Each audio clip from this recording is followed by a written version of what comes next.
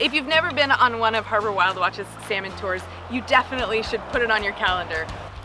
We have a great experience planned. It takes about an hour. The walks start in Austin Estuary. We wind underneath Harborview Drive alongside Donkey Creek and end in Donkey Creek Park. The tour talks about the whole life cycle of salmon, from their beginnings as teeny tiny little eggs all the way up to huge massive fish.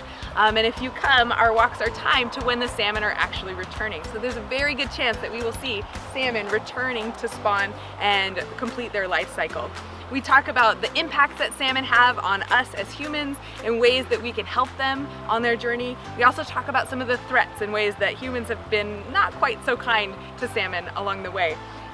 You can get a lot of information in just a short period of time, and there's nothing more northwest than seeing salmon in the wild.